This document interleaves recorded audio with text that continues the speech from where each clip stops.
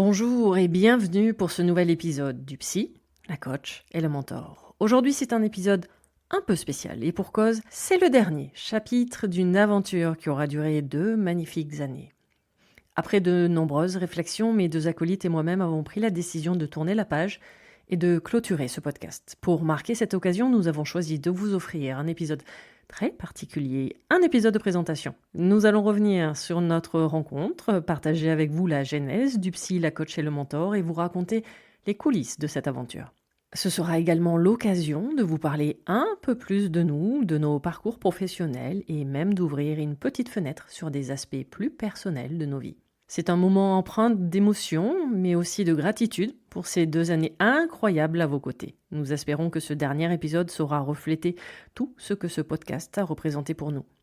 Rassurez-vous, ce n'est pas un adieu, vous me retrouverez dès février 2025 avec une toute nouvelle saison, oui, déjà la saison 4 de mise en lumière holistique. En attendant, je vous souhaite de très belles fêtes de fin d'année, des vacances ressourçantes. Merci infiniment pour votre écoute fidèle et maintenant place à ce dernier épisode du psy, du coach et le mentor. Très belle écoute à vous.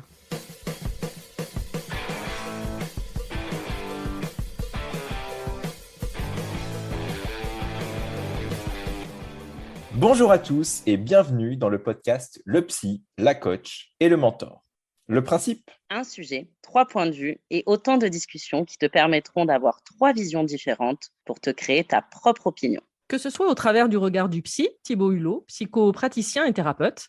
coucou, moi c'est Thibaut. Prêt à casser tes clichés, je prône la liberté pour exprimer ta pleine identité et te libérer de tes difficultés. Également au travers du regard de la coach Héloïse Souquet, coach et praticienne en hypnose. Hey, moi c'est Héloïse, la reine des prises de conscience, mais toujours avec bienveillance. Ou de moi-même, le mentor, enfin Véronique Thorezin. Et des 3, je suis la plus perchée grâce à mon énergie, alors qu'en fait, je suis très terre-à-terre. Normal, l'ancrage, c'est mon domaine de prédilection. Au programme, discussions intenses, accords et désaccords, un cocktail épique avec des personnalités dynamiques pour voir les choses sous un autre angle. Alors, prêt pour une émission atypique et authentique ?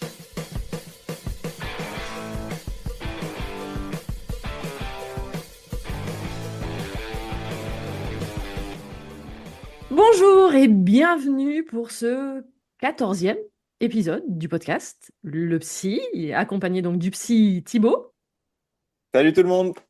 accompagné également de la coach, et oui, même en 2024, ça reste toujours la meilleure, donc la meilleure coach, Héloïse. C'est moi, en toute modestie. Et moi-même donc le mentor Véronique pour vous accompagner donc pour ce 14e épisode, mais surtout un épisode très particulier puisque tout simplement c'est le dernier épisode de cette magnifique aventure tous les 3, donc du psy, de la coach et le mentor.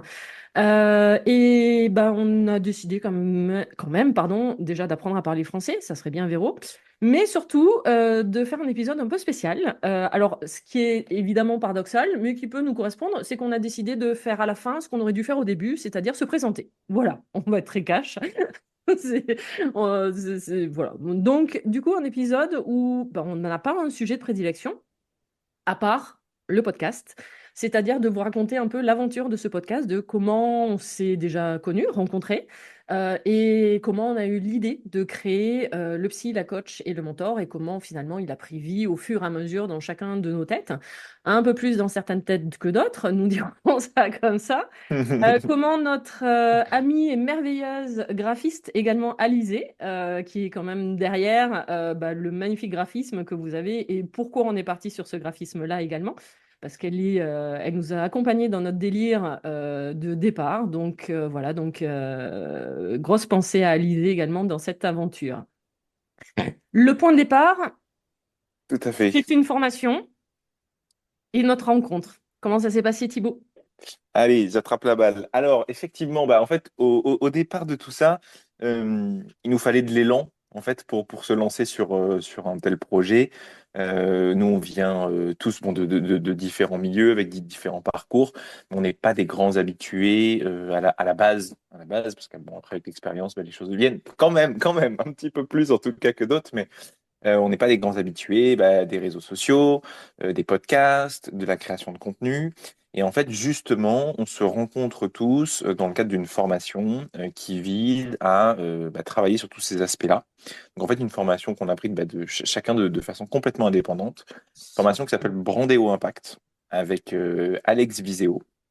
Donc, qui visait vraiment à déjà construire un petit peu un profil, affiner un peu qui on était, ce qu'on voulait, et derrière ce qu'on voulait retranscrire derrière sur les réseaux sociaux, dans le but de pouvoir développer une activité professionnelle et de partager aussi tout simplement du contenu sur les réseaux. Donc on se retrouve tous les quatre, puisqu'effectivement il y a Alizé que vous ne voyez pas, mais qui est dans l'ombre derrière et qui a vraiment aussi donné de l'élan à ce podcast. On se retrouve tous les quatre dans une espèce de promotion, hein, je pense qu'on pourrait Ouais, appeler c'est ça ça. comme ça. Je sais On même était plus, on est combien on la était? 3. Promotion 3, je crois. Ouais, Oui, il me semble que c'était la 3. Et on était très nombreux hein, au total. on Hein. était plus d'une centaine, je crois. Ouais, Voilà. autour, ouais. Entre 80 90, un truc comme ça. Mm. Voilà. Et on se retrouve donc par l'intermédiaire de rendez-vous. Je ne sais plus si c'était rendez-vous mensuels, bimensuels, peut-être. C'était chaque semaine. Voilà, même chaque semaine, voilà, avec bon, il y avait tout un tas d'exercices à réaliser, et en fait, on avait l'occasion, lors d'espèces de réunions plénières en vidéo, de se retrouver, de poser des questions donc à Alex Viseo qui nous formait, qui nous accompagnait. Il y avait aussi Anne-Gaëlle à l'époque, qui est une autre personne donc, qui s'occupait de l'organisation. Et c'est un petit peu là où on commence, je pense, chacun à mettre déjà des sonorités, des voix sur les visages, prendre conscience aussi de la place un peu de chacun. Moi, je me rappelle notamment très bien de toi, Héloïse, de par en fait le parcours hein, que tu avais, d'où tu venais, cette transformation infirmière. Donc, il y avait plein d'échanges comme ça et on commence un peu à tous se rencontrer, à suivre aussi nos évolutions sur les réseaux sociaux, à voir les contenus que chacun commence à partager, à se féliciter, à s'encourager. Parce que, bien sûr, au départ, je pense qu'on a un peu plus pris le pli maintenant, mais au départ, quand on se lance là-dedans, en fait, c'est comme tout, hein, on découvre, on ne sait pas forcément comment faire, on ne sait pas comment bien l'appréhender, comment l'approcher, comment s'améliorer. Et au fur et à mesure, voilà, on commence à entrer en contact, d'abord vraiment à distance, hein, véritablement, et nos comptes se développent au fur et à mesure. De là, et je vais peut-être te passer la balle à ce moment-là, Véronique, parce que toi, tu as quand même bien insufflé la chose de ton côté déjà avant. De là, Véronique, quand même, pousse C'est les moi qui choses de suis son côté. responsable. Ouais, ce qui est intéressant, ce que tu viens de dire, c'est qu'effectivement, on a commencé à accrocher un peu les uns avec les autres par rapport justement à nos histoires. C'est ça qui, les personnes que nous sommes, mais également les histoires et ce qu'on avait envie de raconter, et ce qu'on racontait aussi finalement de comment on était arrivé à cette formation-là. Je pense que c'est ça qui a fait qu'à un moment donné, effectivement, on a été plus vers certaines personnes, parce que comme Héloïse l'a dit, une centaine de personnes, à un moment donné, pardon, enfin, même moi, il y a des personnes, je suis passée totalement à côté. Et d'autres, au contraire, c'est l'histoire de dire, ah ouais, intéressant. Et moi, en plus, comme j'aime justement les histoires des personnes, comme vous, mais c'est vrai que là, ça nous permettait vraiment de nous connaître différemment. Le psy, la coach et le mentor, effectivement, à la base, désolée, j'en suis responsable. Alors, je t'explique. Parce que quelques mois auparavant, j'ai créé justement mon podcast, le Mise en lumière holistique. J'ai bugué, je ne savais plus comment il s'appelait. Et effectivement, alors Mise en lumière holistique, ce podcast, je l'avais quand même dans les tuyaux depuis une année, où j'avais fait des formations pour savoir justement comment créer un podcast, poser sa voix, faire du montage, parce que ça, moi, c'était ma terreur à ce moment-là. Mais je procrastinais, j'ai procrastiné pendant un an et c'est vrai que du coup avec cette formation Brandéo Impact, c'est un peu, ça a été un des éléments déclencheurs où j'ai eu des personnes derrière me dire allez vas-y lance-toi, super bonne idée, où j'ai effectivement aussi fait le travail de déclencher le process de ok le montage je vais me former dessus et ça va aller et voilà comment ça naît. Donc, mise en lumière holistique apparaît en mars 2022, quelque chose comme ça, ouais, mars 2022.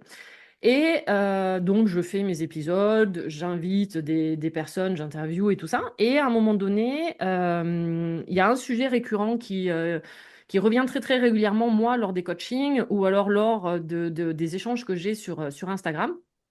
Et je vois une de tes stories, Thibaut, à ce moment-là, sur le sujet de la manipulation, où tu abordes également ce sujet-là. Et là, je me dis, oups, ça doit être dans l'air du temps. Et donc, du coup, je me dis, mais en plus, l'approche que tu as, je trouvais relativement pertinente ton approche. Et donc, c'est là où je t'envoie un message. Je fais, hey, coucou, toi. Je me rappelle bien, en J'aime bien, story. j'aime bien, j'aime bien là ton sujet. Il me plaît beaucoup. Et c'est vrai que je trouvais intéressant de l'aborder, du coup, sur mise en lumière holistique. Et est-ce que ça te dirait qu'on en parle parce que j'aime bien ton point de vue et qui peut être parfaitement complémentaire au mien. Et là, tu me réponds, ok, alors on est en juin, laisse-moi Oui, je l'été, crois qu'au départ, voilà, je crois qu'au départ, je suis pas sur le timing. Je me dis, ok. c'est Et, pas... alors, et en fait aussi, il y a, c'est la première fois que je peux me projeter sur un podcast, sur prendre la parole comme ça. Et ok, c'est pas quelque chose dont j'ai forcément l'habitude de faire. Au niveau du timing, effectivement, il y avait quand même d'autres choses sur le développement de l'activité, de mon cabinet et tout ça. Donc je me dis, bon, je me laisse un peu de temps et on se dit qu'on s'en reparle. Je me rappelle plus. Septembre, ouais. Tu me dis, moi je t'en parle Voilà, en juin et tu me dis, laisse-moi, j'ai des trucs à mettre en place. Ensuite, je pars en vacances, on en reparle, recontacte-moi, voilà. style septembre. Ok, je dis pas de problème. Tu sais, de toute façon, le podcast, c'était une idée comme une autre, mais j'aimais bien l'idée. En plus, je trouvais que ça changeait parce qu'on n'était pas parti. Enfin, moi, dans ma tête, j'étais pas partie sur une interview de Thibaut. C'était un échange Thibaut en tant que psy et Véro en tant que thérapeute. Et il se trouve que j'ai passé des vacances avec Héloïse, entre-temps. Voilà, vous connaissez toute notre vie privée. On se retrouve au fin fond de l'Ariège, notre cher et bel Ariège. Voilà. Et je lui en parle. On se retrouve en tête-à-tête avec Héloïse. On passe une journée en tête-à-tête. Et je lui dis, au fait, tiens, j'ai proposé à Thibaut l'idée de venir sur Mise en lumière holistique pour faire un épisode sur le sujet. Et le sujet, c'était la manipulation, qui a été d'ailleurs, je crois, notre premier sujet. Ouais. Et je lui dis, mais c'est vrai que avec toi maintenant, avec l'approche que tu as du point de vue coaching et les échanges qu'on a, je lui dis, ça pourrait être, je sais pas si j'ai utilisé marrant ou drôle, mais bon, un truc dans le même état d'esprit de dire, bah, ça pourrait être cool en fait finalement que même toi tu sois sur cet épisode-là. Comment vous dire? J'ai pas pris de photo à ce moment-là, mais j'ai quand on se trouve sur au salon en cuir de la maison, d'accord, qui fait des bons, enfin ouais, super, bonne idée et tout. Et là, elle commence à rentrer dans un délire en me Comme disant ça. ouais, mais à tous les trois. Alors d'ailleurs, on va vous donner pourquoi ça s'appelle le psy, la coach et le mentor. En fait, on va vous donner l'origine. Est-ce qu'on peut, Héloïse, ou Bien pas? sûr, Oui, Parce que ça bien explique, sûr. parce que ça explique le logo aussi. Enfin, ça explique le design également, d'accord, sur lequel Alizé s'est appuyée. C'est-à-dire que là, d'un seul coup, je ne sais pas d'où elle sort cette idée. D'ailleurs, tu vas peut-être nous l'avouer. Ok, non, c'était une illumination d'Ariège, c'est ça? C'est ce qu'on appelle mes fulgurances. C'est Ok. quelque chose de très, Alors très. vas-y.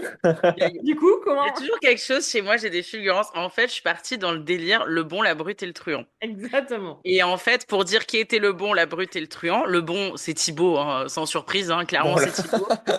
La brute, bah, c'est Véro. Et moi, je suis évidemment le truand parce que j'étais pas du tout prévue à la base dans cette histoire.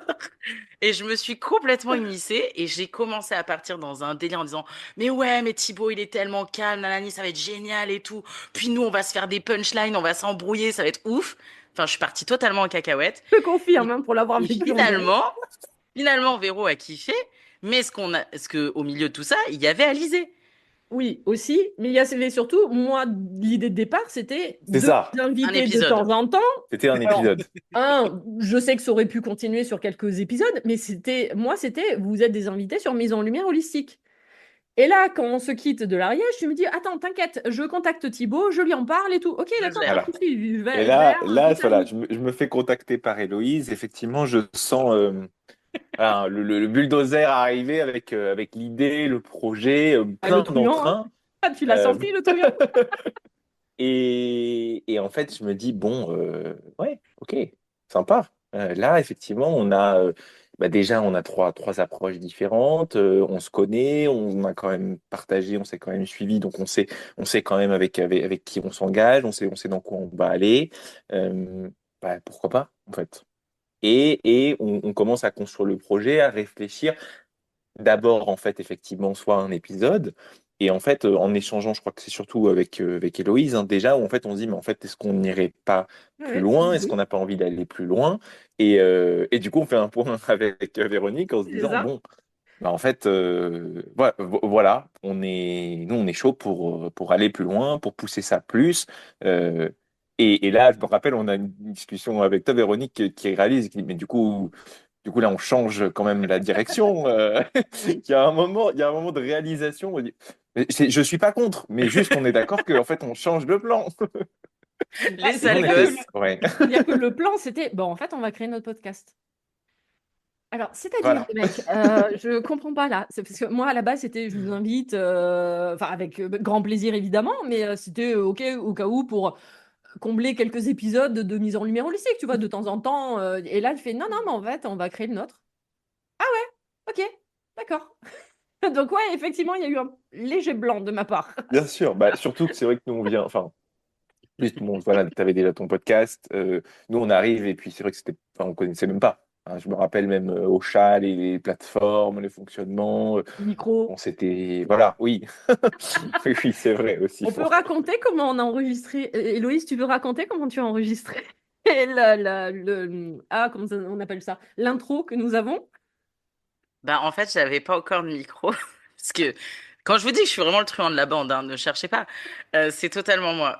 En fait, ça me fascinait. En fait, déjà, la voix de Véro me fascinait, ça me fascinait les podcasts. Avec Thibaut, on s'est clairement ambiancé. Et moi, j'adorais la vision de Thibaut. Et c'est vrai que c'est quelqu'un avec qui j'adorais échanger. Donc, je me disais, putain, le trio, il va être génial. Bref, je réussis mon coup, mais j'ai évidemment pas le matos. Donc, je me suis retrouvée à enregistrer l'intro cachée sous ma couette dans mon lit pour éviter les bruits autour, puisque je n'avais que le bruit de mon ordi. Je n'avais pas encore investi dans le micro. Voilà, ce n'est pas une vanne. Non, non, je confirme.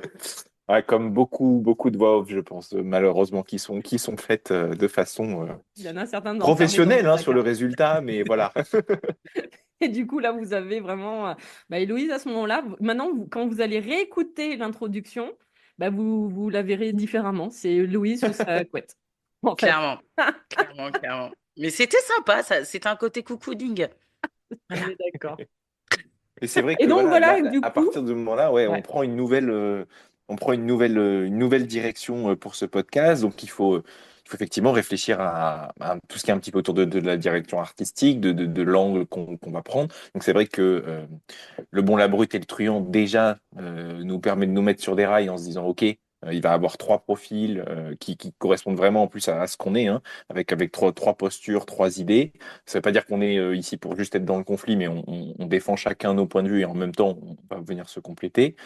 Et bah, arrive la question de bah, comment on construit ça, et jusqu'à dans le visuel, hein, tout simplement. Euh, et c'est là où bah, on échangeait déjà, mais on échange encore plus avec Alizé pour lui présenter le projet. Et bah, on présente ses inspirations, bon, la beauté le truand, on fait des photos, on fait nos premières photos Oui, pour les visuels. j'y pensais Voilà, plus. elle nous Merci demande. beaucoup.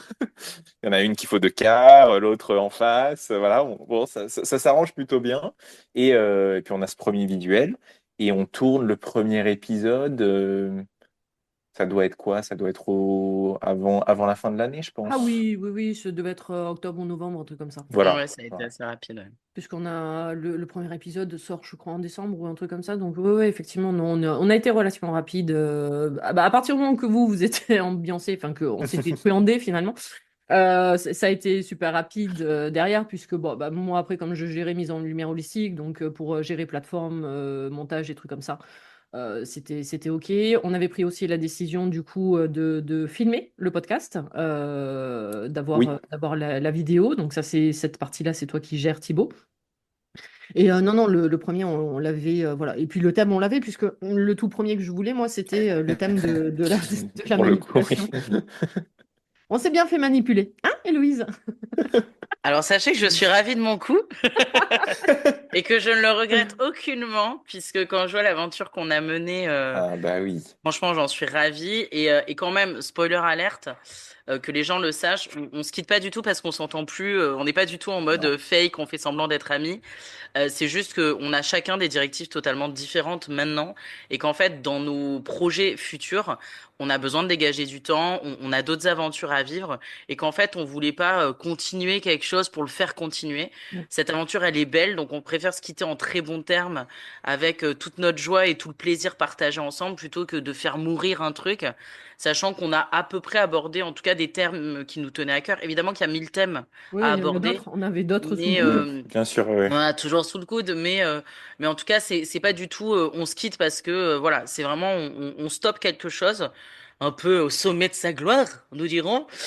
Et voilà, non, mais je tenais à le préciser quand même parce que c'est Bon, important Non, que les mais gens c'est le sachent. vrai, ouais, c'est super important parce que enfin, déjà on a passé des super moments. Je pense que vous le voyez dans les podcasts, ça rigole, c'est vivant.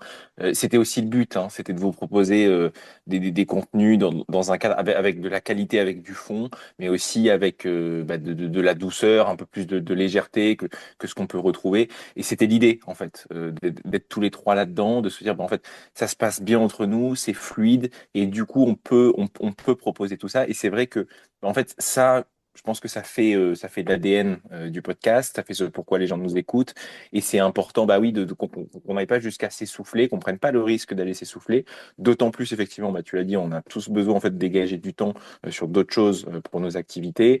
Donc, bah, effectivement, il y a un moment. Voilà, la juste décision s'impose de marquer un point final et on le fait bah, avec le sourire parce que on a passé des super moments et qu'on a vraiment à cœur bah, que ça puisse rester et que ça continue comme ça et de se dire bah oui, on a fait aussi le tour de beaucoup de sujets qui se regroupent, il y a beaucoup de contenu. Vous voyez en plus maintenant, je pense, avec beaucoup plus de précision bah, ces trois points de vue, les différences, et il en existe encore plein d'autres, hein, mais vous voyez justement l'importance de la diversité de tous ces points et de se dire bah voilà, ce n'est qu'un point final, j'ai envie de vous dire, la phrase continue pour chacun de nous après derrière.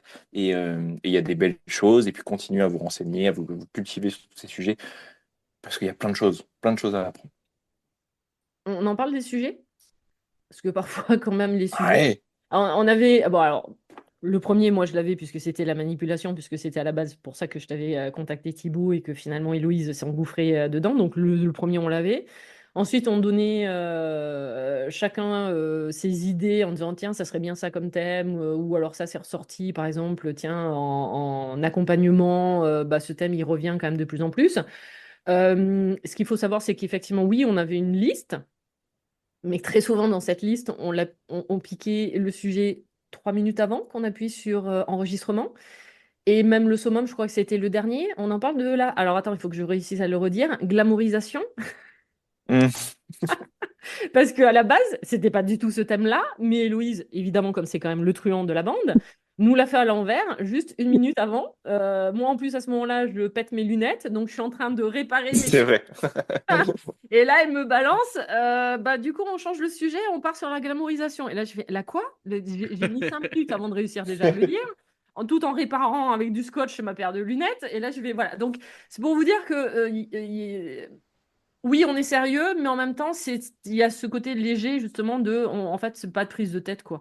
Voilà. Mais je Voilà. pense que c'est juste, en fait, on s'est pas vraiment mis d'accord là-dessus, mais je pense que il y a quelque part aussi cette intention on ne prévoit pas, on n'anticipe pas le sujet parce qu'on veut notre spontanéité, on veut Exact. ces communications d'échange, on veut que ce que l'un dise, ça ouvre une porte et un tiroir pour l'autre, qui puisse ramener autre chose, et pas en fait de vous débiter. Alors bien sûr, on a quand même besoin au départ, hein, on essaie de cadrer. Merci Héloïse, C'est souvent ça, est venue cadrer. Ramener j'allais dire. voilà, des choses de base qui étaient fondamentales. Mais c'est vrai qu'après, on a eu tous besoin de.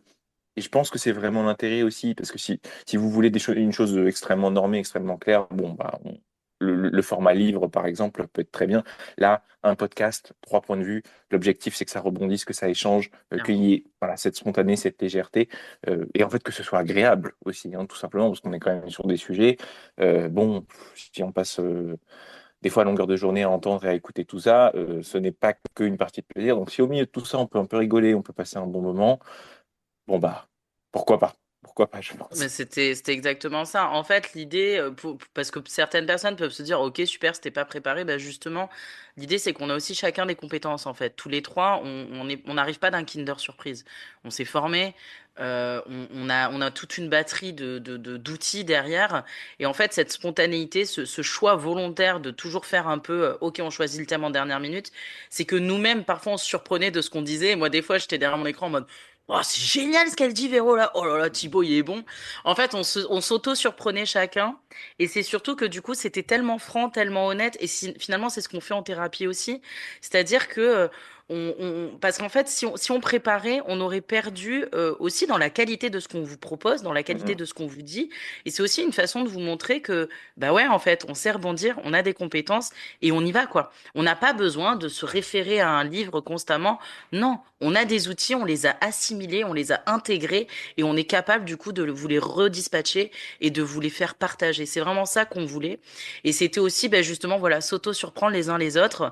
Moi clairement ce podcast il m'a permis de continuer de découvrir mes deux acolytes de luxe qui ont accepté la truand de la bande et et à chaque fois de finir en disant mais putain ouais là ce que t'as amené c'est cool et à chaque fois qu'on clôture ce micro on a toujours un petit débrief en disant ah j'ai adoré quand t'as dit ça et où on évolue c'est-à-dire qu'au travers de chacun des podcasts moi parfois j'avais une position puis finalement j'ai entendu un truc de Thibaut je me dis ah c'est pas con quand même ce qu'il dit pareil ou une fois Véro va dire un truc ah ouais finalement vu comme ça c'est pas mal et moi je sais que derrière je peux le réutiliser en thérapie et que vous m'ouvrez un champ des possibles que je n'aurais pas eu si chacun on avait préparé notre truc strict puis on va pas se mentir, même si on a tous les trois façons de faire très différentes, on est tous les trois dans des domaines malgré tout, même si ça reste une forme de thérapie très différente aussi. On n'a pas du tout le même angle, la même vision et des fois d'ailleurs on n'est pas du tout d'accord. Mais franchement, ça a été tellement complémentaire, tellement instructif en fait que je regrette pas. Je regrette pas ce système. Certains pourraient penser que c'est comme tout, hein, c'est une vision de l'esprit. Certains pourraient penser qu'on est des touristes. Alors moi, je suis la truand, j'assume. Ben moi, au contraire, je trouve qu'on est authentique. Et en tout cas, c'est ma vision.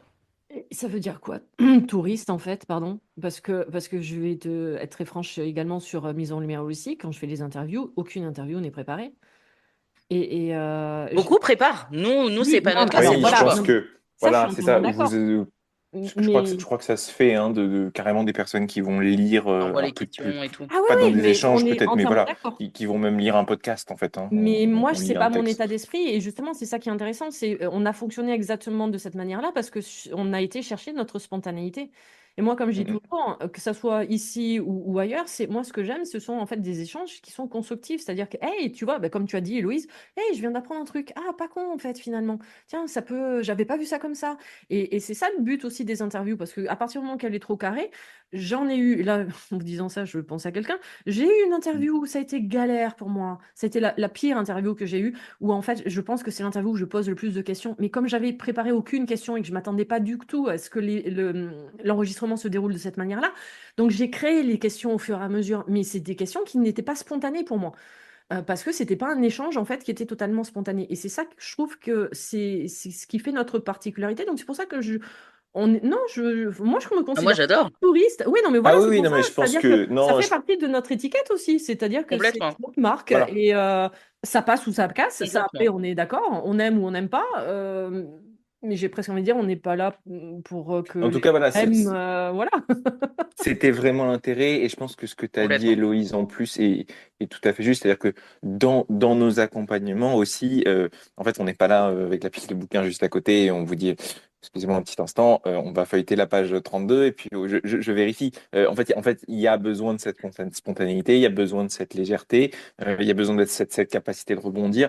Et là aussi, l'intérêt, nous qui sommes effectivement bah, chacun un peu dans nos couloirs, de nos approches, de notre angle de vue, de notre façon de faire la thérapie, de pouvoir aussi se confronter en fait à des avis qui peuvent être complémentaires, parfois divergents. Et en fait, alors moi personnellement, je sais que ça m'a fait un bien fou de se dire, ok, ben là en fait, en face, il y a une autre position, il y a un autre avis. On peut trouver des points communs, on peut trouver des points de divergence. Je trouve que c'est super important en fait, c'est fondamental de ne pas être thérapeute, à s'enfermer dans une bulle, dans une unique façon de faire, mais non de pouvoir ouvrir cette diversité cette différence. Et c'était vraiment aussi l'objectif du podcast, c'est que vous puissiez aussi avoir ça et venir picorer, venir vous remplir dans ce qui parle à un endroit, ce qui parle pas à un endroit. Savoir aussi que j'ai le droit, du coup, parce que c'est aussi ce qu'on a montré, hein, on a le droit de pas être d'accord avec certaines façons, certaines approches.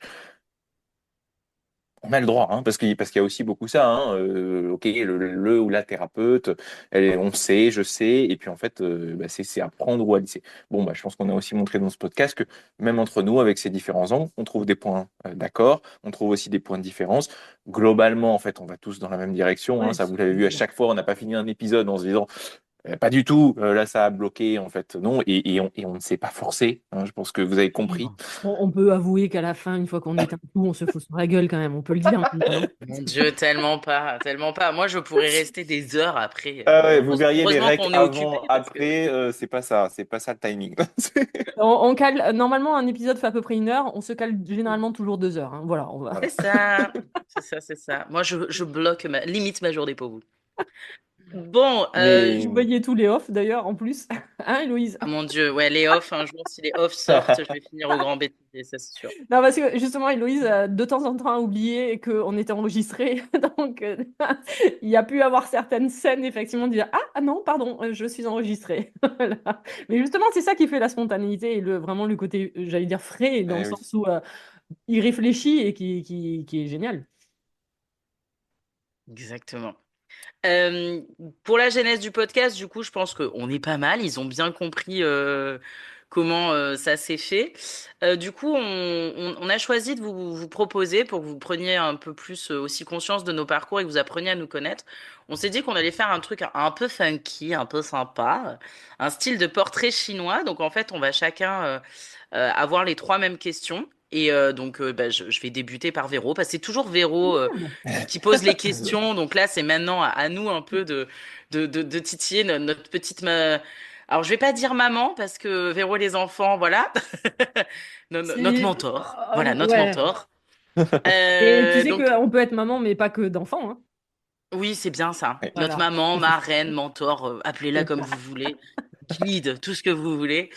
Donc du coup, on a fait un système de portrait chinois. Donc on va se poser les trois mêmes questions et on va chacun vous répondre. Et après, chacun, on prendra 5 minutes pour vous expliquer quand même comment on en est arrivé là. Parce que comme on vous a dit, on a chacun des parcours très différents. Donc après ce portrait chinois, on va tout simplement vite fait vous raconter un peu ce parcours qu'on a eu. Et après, je leur ai prévu une petite question surprise dont ils ne connaissent rien. Et on confirme, on ne connaît absolument pas, puisqu'elle nous l'a annoncé 2 minutes avant Oui. d'enregistrer. Donc, vous voyez la Truand un jour, spontanéité, truand quoi. toujours. Truand un jour, Exact, truand jusqu'au toujours. bout. Donc, si vous êtes d'accord, chacun à son tour, on va répondre à la première. Donc, Vas-y. du coup, bah, Véro, débute. Si tu étais un mantra, tu serais quoi? Et Ah, pourquoi? je pense que c'est le mantra qui m'accompagne même avant que je tombe dans la marmite du développement personnel. Et en fait, j'ai appris plus tard que c'était justement un mantra puissant. C'est ne pas faire aux autres ce que tu n'aimerais pas qu'on te fasse. Et je pense que s'il me berce depuis toute petite, en fait, alors que j'ai pas été éduquée de cette manière-là, mais c'est vrai que dans tous les postes que j'ai eus au niveau du travail ou avec toutes les relations que j'ai eues, à chaque fois, c'était ça, en fait. Et de me dire, mais j'aimerais pas qu'on se moque de moi à ce moment-là, j'aimerais pas qu'on me fasse ça à ce moment-là, donc pourquoi je le ferais à quelqu'un d'autre? Donc, ouais, je pense que et qui est ce qu'on appelle la règle d'or en sanskrit, j'allais dire Ayurveda, mais c'est pas l'Ayurveda, mais en sanskrit, du coup, du point de vue hindouiste. Et quand j'ai découvert que c'était vraiment que ça existait, je me suis dit, hey, ok, j'étais bien branchée. Donc ouais, ne pas faire aux autres ce que je n'aimerais pas qu'on me fasse. Thibaut. Moi, ça serait écoute ton cœur. Parce que c'est déjà pour moi quelque chose qui me parle beaucoup d'être capable de se dire que en fait à l'intérieur, si on s'écoute, ça sonne juste, ça fait sens. Et je me rends compte véritablement que, en fait, au milieu de tout ce qu'on vit, de tout ce qu'on subit, je le vois dans les accompagnements beaucoup, en fait, à l'intérieur, il y a toujours, alors des fois on l'a tellement bloqué qu'en fait, on n'est plus en capacité de l'entendre, mais qu'à l'intérieur, en fait, il y a une boussole, il y a un cap qui donne une envie, qui donne une direction, qui donne des besoins qui sonnent justes, en fait. Et que quand on les écoute, quand on arrive à les écouter, en fait, les choses s'alignent, les choses font sens, et que ça fait du bien, que ça nourrit et que ça remplit à l'intérieur. Donc, voilà, pouvoir s'écouter. Et pour moi, le plus simple et ce qui fait le plus écho, c'est bah, écouter son cœur. Alors moi, c'est très problématique parce que j'en ai beaucoup. Alors, j'aurais pu t'en trouver d'autres aussi, mais Ah ouais, c'est très voilà. problématique. Mais en fait, alors je sais pas si c'est tiré de quelqu'un vraiment ou pas, ou si je l'ai remixé à ma sauce, un truand un jour, truand toujours. Euh, mais moi, c'est vraiment quelque chose, et c'est très dans ma vie, pour les gens qui me connaissent aussi dans le perso, c'est vraiment quelque chose qui était très présent. Donc je vais prendre ce mantra qui m'a le plus suivi. Même si aujourd'hui j'en ai plusieurs autres, mais celui qui m'a toujours le plus suivi, c'est rendre l'impossible possible. C'est-à-dire que c'est vraiment une mission, je pense, de vie, où toute ma vie, il y a plein de choses, on m'a dit c'est impossible. Tu peux pas, Héloïse, c'est pas possible. Et donc moi, bah, évidemment, puisque j'aime bien faire ma tête de mule, voilà, j'ai toujours eu ce truc de, ok, tu m'as dit que c'était impossible, bah du coup je vais essayer. Et je vois qu'il y a eu un switch, c'est-à-dire que pendant très longtemps, c'était dans un système un peu de combat. Ah ouais, tu m'as dit ça, un peu le côté revancharde. Et maintenant, c'est totalement dans autre chose. C'est beaucoup plus doux. C'est plus dans le style, ben, en fait, tu crois que c'est impossible, mais on va vous regarder les étapes ensemble pour que ce soit possible. Et maintenant, ce mantra, je l'utilise plus dans ce sens, c'est-à-dire que, bien sûr que sur le papier, il y a plein de choses, ça paraît pas faisable. Mais en fait, quand tu le décortiques, que tu fais étape par étape, que tu es au clair avec toi-même, ben, c'est carrément possible. Et des fois, c'est possible, pas comme tu l'avais prévu, mais c'est possible quand même. Et c'est pour ça que ce mantra, je pense qu'il est sympa parce qu'en fait, il a complètement évolué dans ma vie. C'est-à-dire qu'il a évolué aussi dans mon système. Il n'empêche que c'est un mantra que j'utilise beaucoup et que j'utilise encore dans mes coachings où souvent mes coachés me disent oui, mais ça, c'est pas possible. Je fais oulala, pas avec moi, on va essayer. Voilà. C'est vraiment maintenant ce truc d'essayer, en fait, Je sais pas plutôt si c'est pas que de fermer une porte de suite. Je sais pas si c'est pas une citation de Mark Twain. C'est possible. Ils pensaient que c'était impossible et pourtant ils l'ont réalisé ou un truc comme Ouais, un truc ça. du C'est style. Ah, c'est possible, ah oui. Ouais, je pense que c'est c'est dans ce magnifique, style et hein. j'avoue, je l'ai Ouais, ouais. totalement Non, non, remixé. bah, Je le dise. Il faut, de toute façon. il faut les Je le dise. approprier. Le deuxième, du coup, toujours ma Véro d'amour. Si tu étais un livre, lequel serais-tu?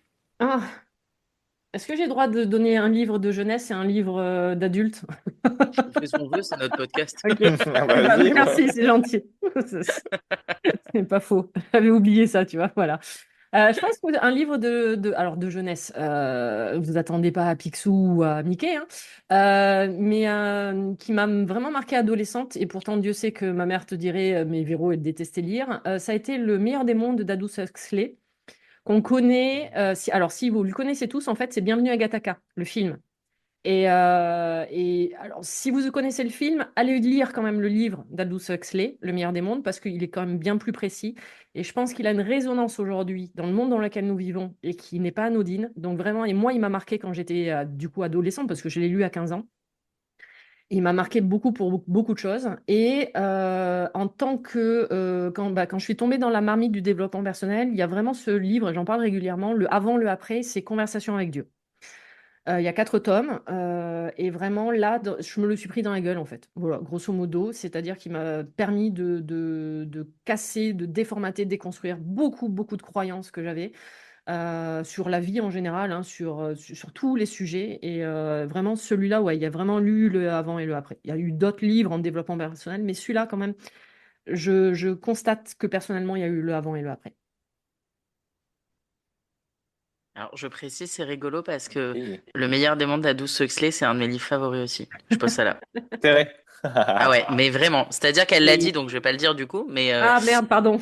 non, non, non, t'inquiète, mais c'est littéralement une de mes révélations, ce livre. Donc, bravo d'en Et, avoir parlé. et ouais, mais très pertinent et qui a un écho, je trouve, en 2024. Fascinant, ce livre. C'est ça, tout à fait. Thibaut. Ok. Alors moi, je vais rester dans le rayon jeunesse parce que je trouve en fait, alors dans un style, alors j'aurais pu trouver un livre dans ce style-là sur le rayon adulte, mais je trouve que Déjà, tous les livres qui tournent autour de la fantasy sont très intéressants parce qu'ils ne parlent pas directement de développement personnel, ils ne parlent pas directement d'apprentissage de façon vraiment frontale, mais qu'en fait on trouve à l'intérieur beaucoup de leçons, beaucoup d'apprentissage et une vision et une perspective du monde très intéressante qui peut traduire et qui peut mettre en lumière des choses, des éléments qui se passent dans la vie dont on n'a pas forcément conscience ou qu'on n'est pas encore peut-être capable d'expliquer aujourd'hui. Donc déjà, je trouve que c'est un genre très intéressant parce que ça permet de faire passer des leçons, des messages, des compréhensions euh, qu'on peut adapter à sa propre vie. Et du coup, pour ça, je nommerai un des grands livres dans le domaine, Harry Potter. Parce Oui. que pour moi, on suit voilà, une grande évolution. On a tout un monde, à la fois on est déconnecté du monde réel et en même temps on a un pied quand même dans ce monde réel, avec accès à tout un monde, des capacités dont on n'est pas capable forcément de voir et de comprendre. Et au fur et à mesure de l'évolution bah, du héros Harry Potter, on peut comprendre, on peut voir tout ça. Et il y a plein de leçons en fait super intéressantes là-dessus. Et je trouve que bah, cet angle de, en fait, on n'est pas aussi frontal qu'on peut l'être dans certains livres de développement personnel, bah, est très intéressant. Parce qu'en fait, bah, sans vous en rendre compte, en passant des moments agréables et sympas, bon, si vous aimez le genre, hein, bien sûr, mais vous allez pouvoir vous connecter à des choses qui sont importantes, qui sont centrales et qui peuvent permettre d'aller creuser un peu plus loin à l'intérieur de vous, de façon un petit peu détournée. Et encore une fois, bah, à l'image aussi de ce podcast, moi je trouve que voilà, ça reste intéressant que tout ça soit pas juste des devoirs et quelque chose qu'on subit, mais au contraire quelque chose d'agréable. Donc voilà, ces livres Harry Potter, parce que je trouve il y a plein de choses, il y a plein de similitudes avec le monde du développement personnel, l'apprentissage, l'évolution, les capacités à voir le monde, à comprendre le monde, et tout ce qui existe et qu'on n'est pas forcément capable de voir ou de comprendre. Il y a plein de degrés de lecture. Entièrement raison. Voilà. Et c'est très juste, je trouve, souvent dans ces livres. Très, très juste. Et toi, Héloïse? Ben moi, du coup, je suis assez d'accord avec ce que tu dis des fois dans les livres du jour. Je reviens pareil à la Genèse. Finalement, moi, le premier livre qu'on m'a lu et que j'ai lu et qui me fascinait, c'était Le Petit Prince. Ah Oui. ben, Ah bah oui, bah pareil. c'est vrai que je l'ai pas dit, mais Et, Bah et j'aurais pu ouais, le je voilà. dire. dirais Ah ouais. exactement pareil. En fait, ce livre, c'est voilà, puis il y a tellement d'émotionnel derrière ce livre. C'est le livre que mes grands-parents me lisaient. C'est le livre que je trouve que chaque page, il y a une phrase qui résonne. C'est fabuleux. Je Ouais. pense que ce délire de l'impossible devient possible, ça doit venir de là aussi. Enfin, vraiment, il y a ce truc fascinant. Et même en tant qu'adulte, je pense que je le relis tous les ans, ce livre. Ouais. Parce Hmm. il y a toujours une autre résonance. Et par exemple, je me suis fait un petit cadeau quand je suis partie au Portugal l'an dernier. Je suis allée dans une des plus anciennes bibliothèques du monde, à Porto, une magnifique Oui. bibliothèque et qui du coup fait des collections de livres assez sublimes. Et donc je me suis offert ce livre avec des reliures alors qu'à l'époque j'avais clairement pas les thunes, hein, mais bon.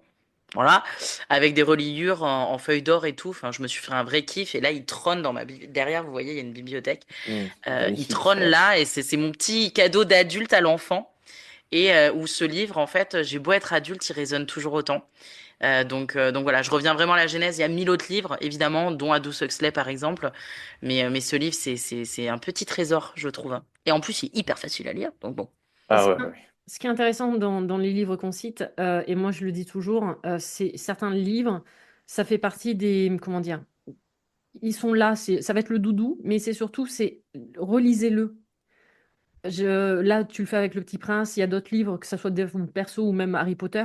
Il y a la lecture que vous en auriez eu quand vous aviez 10 ans, parce que Harry Potter commence à être vieux aussi, Bien sûr. Ouais, ouais. et quand vous allez avoir 20 ans, et quand vous allez avoir 30 ans ou 40 ans. Et en fait, à chaque fois, il y a des degrés différents. C'est le même livre, c'est les mêmes mots, mais vous n'êtes pas la même personne. Hmm. Et que, du Exactement. coup, vous allez avoir des compréhensions totalement différentes. Et c'est pour ça qu'il y a toujours des degrés différents de lecture, et encore plus en fantasy.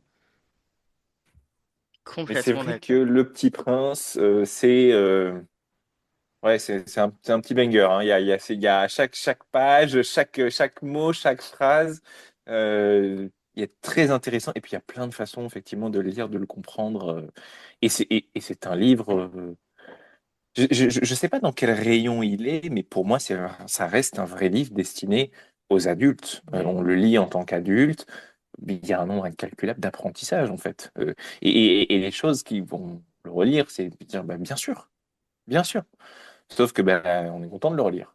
On est content de s'en rappeler. Exactement, exactement. Ensuite, dernier petit portrait chinois, avant que chacun vous raconte rapidement notre histoire, si vous étiez un élément naturel, lequel seriez-vous et pourquoi? C'est super Véro, compliqué pour moi dis-nous d'en tout. choisir un. Tellement compliqué. Il faut choisir.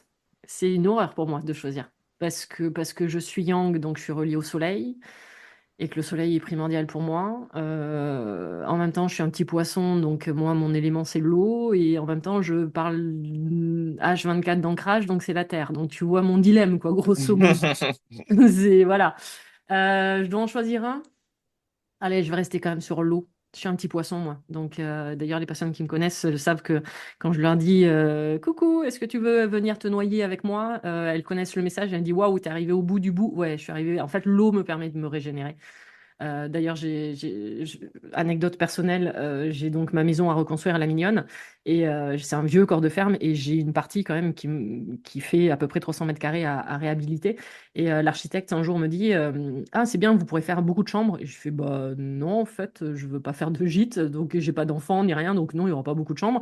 Vous savez, quand même, vous avez la place pour faire un terrain de tennis. Alors j'ai dit non, pas un terrain de tennis, mais par contre, une piscine, ça pourrait être super intéressant.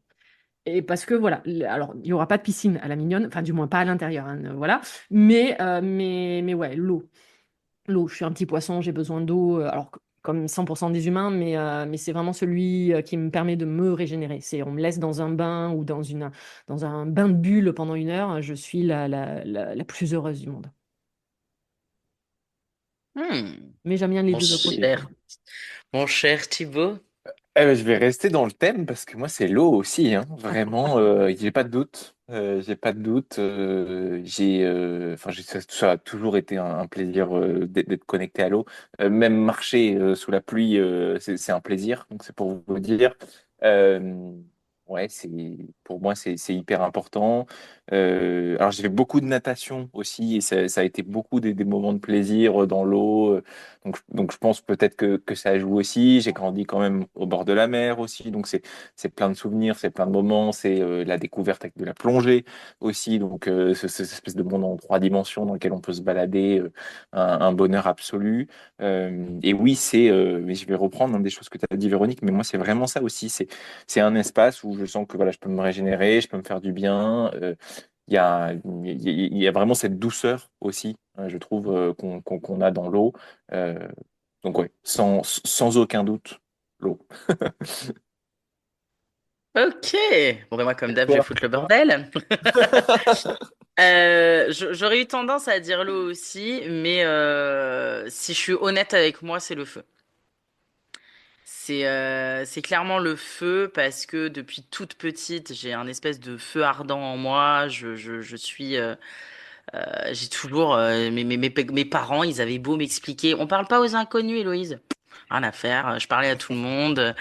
Comme je dis souvent, bon là, je vous parle un peu du perso, mais moi, je suis née, j'étais une vraie gentille qui avait pas peur justement du monde et de l'autre et je voulais tout découvrir, j'étais d'une curiosité absolue et c'est le monde qui m'a appris à bah, être un peu plus calme, un peu plus normé mais je comprenais pas la méchanceté, je comprenais pas tout ça et c'est vrai que le feu on le voit souvent destructeur Ouais. mais moi j'avoue que le feu quand je vois un feu ça me fascine. Vraiment, j'ai une espèce de fascination face aux flammes. Les feux de cheminée, ça me rappelle aussi ce côté très réconfort. Je trouve que ça va aussi avec le côté chaleureux et je pense que je suis une personnalité très flamboyante dans le sens un peu excitée, toujours à fond, mais aussi très chaleureuse. Les gens qui me connaissent en perso, j'ai un petit côté quand même cocooning, maman à toujours vouloir chouchouter. Je trouve que le feu, ça rassemble parce que quand t'as froid, bah, tu vas vers le feu. J'ai une passion cuisine et bah, sans feu, tu cuisines vachement moins bien. Euh, donc je trouve que ça rassemble quand même beaucoup d'éléments. Et puis il y a un autre élément qui est important pour moi. Évidemment que les grands incendies, c'est catastrophique, surtout l'été. Moi, j'habite dans le sud, c'est une catastrophe. Mais derrière un grand incendie, bah, souvent la nature se régénère.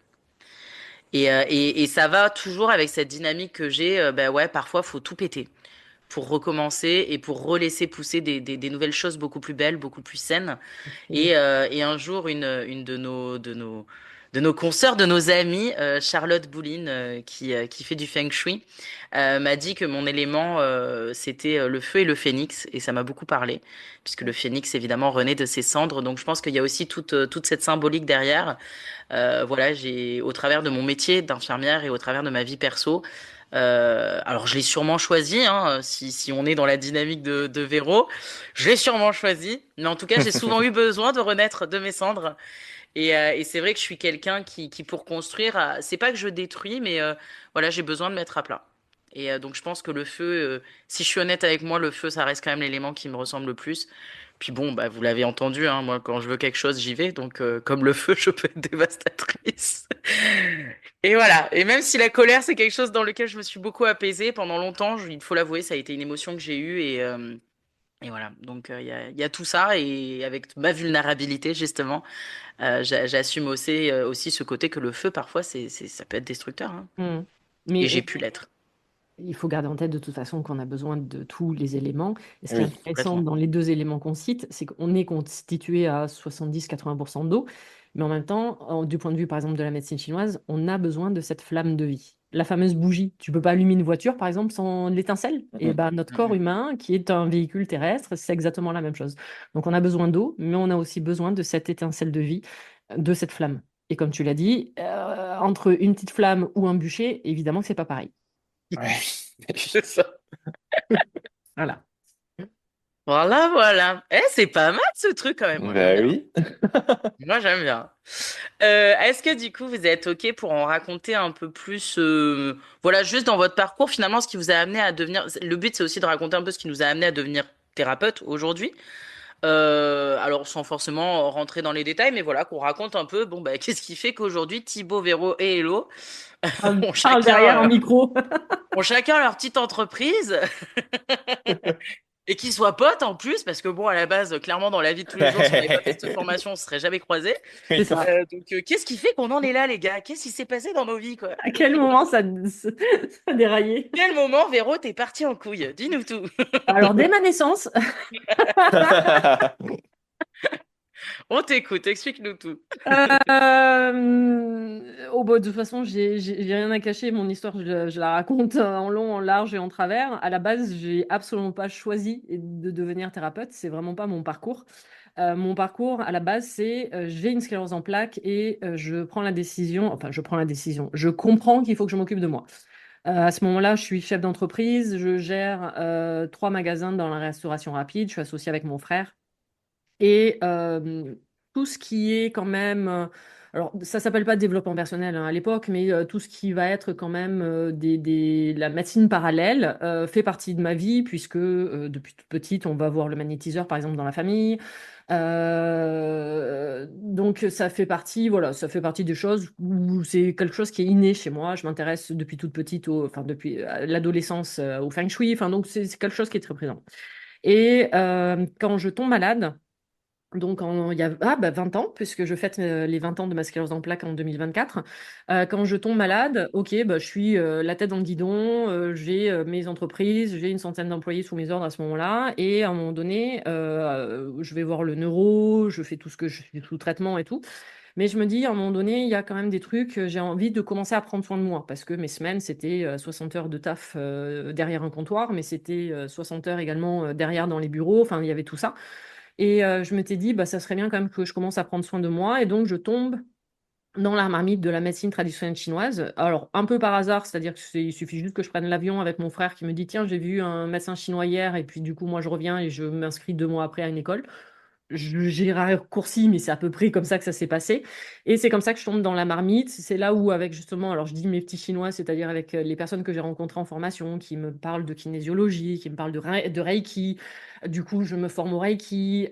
Et en fait, je vois tous les bienfaits que ça me fait et je commence à faire tout ce travail personnel, vraiment de déformater de pourquoi, comment et dans quelles conditions je suis tombée malade jusqu'à arriver effectivement à la compréhension de, OK, j'ai choisi ma maladie, je suis responsable de ma maladie, du coup, et que je comprends au fur et à mesure que je peux totalement déformater la maladie pour faire en sorte qu'elle n'ait plus aucun impact sur moi. C'est pour ça que même au bout de 10 ans, parce que c'est double anniversaire cette année, c'est-à-dire que je fête mes 20 ans de ma sclérose en plaques, mais je fête également les 10 ans sans traitement.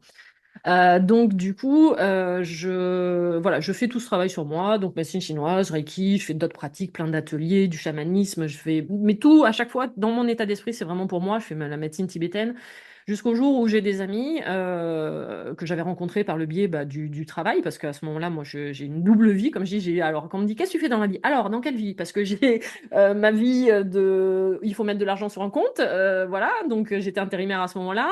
J'ai ma vie je suis étudiante aussi, parce que du coup, au final, j'ai passé quand même les 15 dernières années quasiment étudiante. Et jusqu'au jour où j'ai des amis qui sont venus frapper à ma porte en me disant est-ce que tu peux nous aider? C'est-à-dire, je comprends pas. Elle me dit ça marche sur toi, donc pourquoi ça marcherait pas sur nous? C'est-à-dire que nous, on est malade aussi, on a des petits trucs. Je dis oui, je fais de l'acupuncture, mais je m'en sers que pour moi. Bah ouais, t'as qu'à planter tes aiguilles. Et en fait, c'est comme ça. Et puis au fur et à mesure, je laissais traîner mes mains. Et puis après, c'est ouais, mais pourquoi t'as mal là?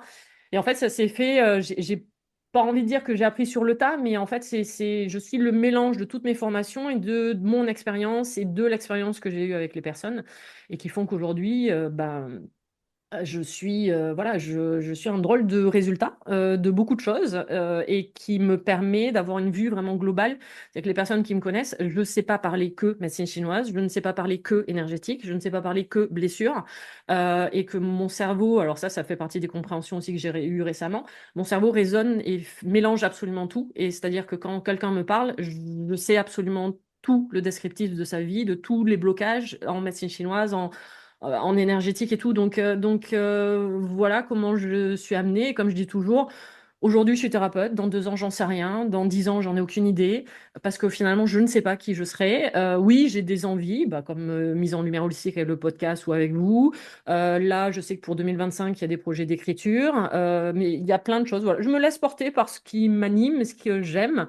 Et chose très drôle, parce que vous pouvez être témoin, quand justement on a fait la formation il y a 3 ans, moi la première, bon, parce qu'on devait raconter chacun nos histoires, et à ce moment-là, oui, je suis déjà thérapeute, je suis déjà sur les réseaux sociaux, pas du tout de la même façon qu'aujourd'hui, mais j'ai souvenir de dire, moi quand je raconte mon histoire de la sclérose en plaques, genre, ah, génial, enfin, formidable, ton parcours et tout, c'est vraiment exceptionnel, alors que moi, pour moi, c'est une histoire totalement bateau mon parcours et je dis quand même officiellement là à ce moment-là, ah ouais non mais moi je vais vraiment pas m'emmerder à parler maladie en fait avec les gens, j'ai pas envie d'avoir tous les malades du monde.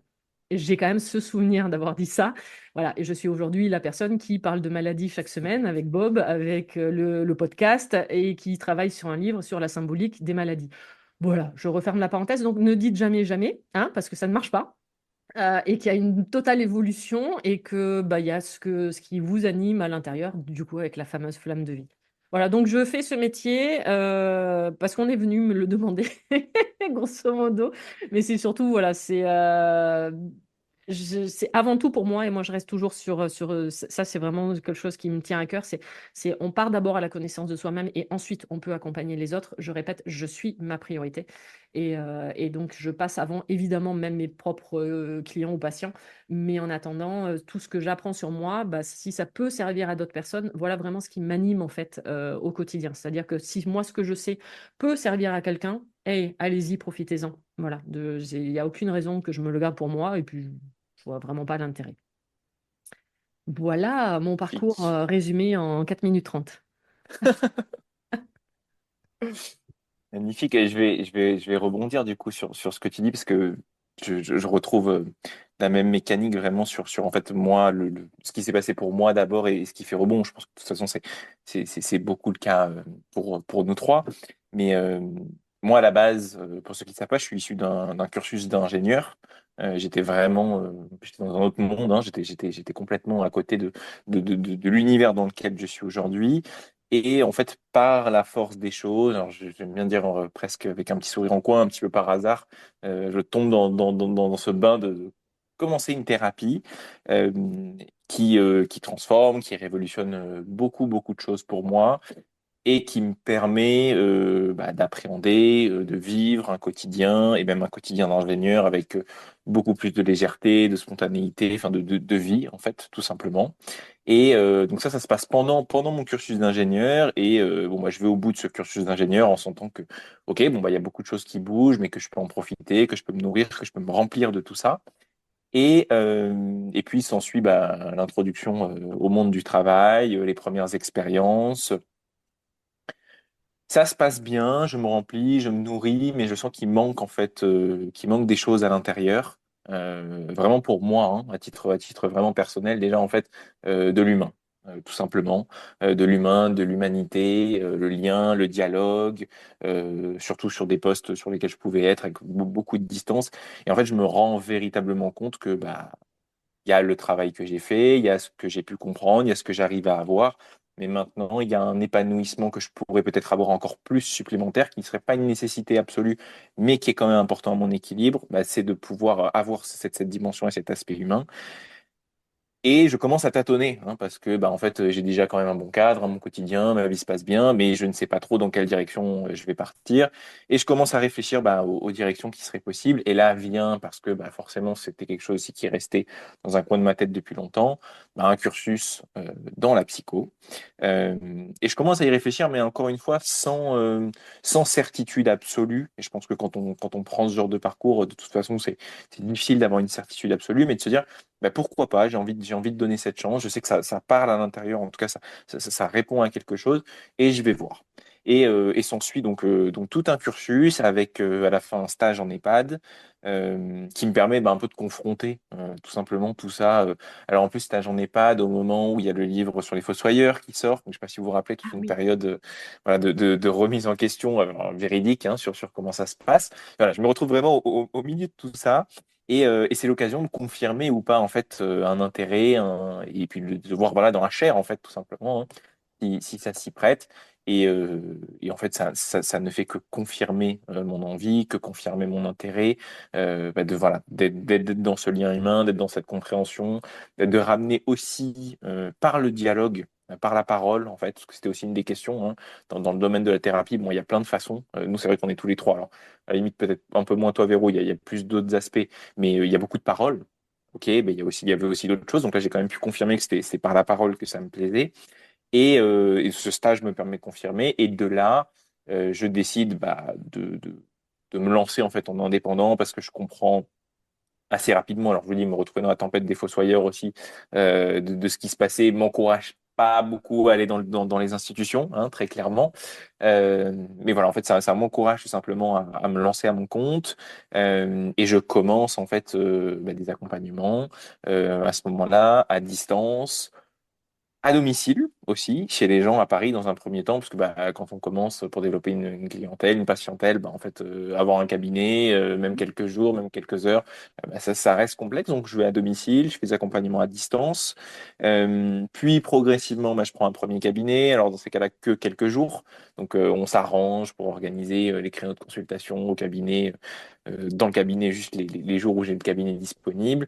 Et là, ça y est, depuis, ça va faire un an, hein, puisque c'était au mois de janvier dernier, j'ai mon cabinet donc à plein temps pour mon activité, bon, confort incommensurable, et surtout un bonheur immense de pouvoir déjà avoir cette base personnelle, mais maintenant de pouvoir se dire, OK, au sein de ce travail, je peux vraiment être où ça fait sens, où ça me convient, et en fait de se dire, en fait, voilà, c'est ma juste place, et je pense qu'avec du recul, quand je vois tout ce que j'ai pu faire, c'est de se dire, en fait, ce n'était pas le bon chemin et ça aurait dû être ce chemin dès le départ. Mais en même temps, je suis très content parce que voilà, j'ai pu avoir justement ce que tu disais, Véronique, cette partie dimension personnelle d'abord et après on va pour donner à l'autre et pour apporter.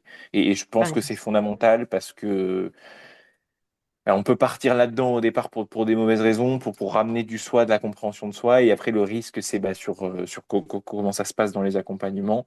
Donc, euh, donc voilà, comment je me suis retrouvé là-dedans et tout ce parcours. D'abord un parcours personnel, intérieur, qui amène un bien-être, qui amène une légèreté, et une fois qu'on a ça, de se dire, est-ce qu'il n'y a pas une petite cerise sur un gâteau qu'on peut rajouter encore pour que ça soit encore mieux, parce que j'ai envie, parce que je veux que ça passe aussi par le travail.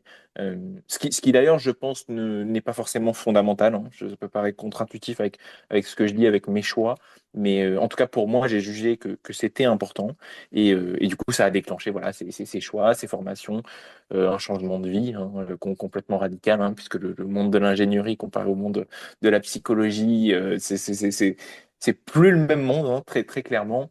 Mais par contre, un bonheur absolu, à la fois intérieur, personnel pour moi sur ce que j'ai, et à la fois sur maintenant cet épanouissement à travers ce cabinet, à travers les accompagnements, à travers les histoires, les parcours et toutes ces évolutions. Donc voilà un petit peu pour tout ce chemin, finalement. Bravo. Et toi, Héloïse?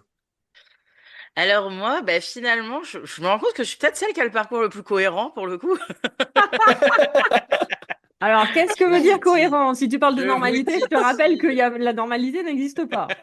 Non, ça c'est sûr. Non, en vrai, je vous taquine parce que pas du tout pour le coup, mais c'est vrai que je trouvais ça intéressant vraiment que les gens sachent votre histoire parce que c'est vrai que vos deux parcours, c'est quand même ouf. On part d'une chef d'entreprise et d'un ingénieur qui aujourd'hui sont là. Enfin, moi, ça me fascine. Personnellement, ça me fascine. Ben moi, du coup, ce qu'il faut savoir, c'est que ben, je vous disais, hein, le feu ardent, très tôt, j'ai eu des grandes convictions, très très tôt. Je parlais du don d'organes à mes parents à 13 ans, 14 ans, enfin voilà. Et en fait, très tôt, à 12 ans, je savais que je voulais être infirmière. Mais je le savais. Moi, du coup, j'ai débuté en étant infirmière. À 12 ans, je dis à mes parents, mais moi, je serai infirmière. Alors, j'avais réfléchi à d'autres métiers, mais infirmière avait toujours été là.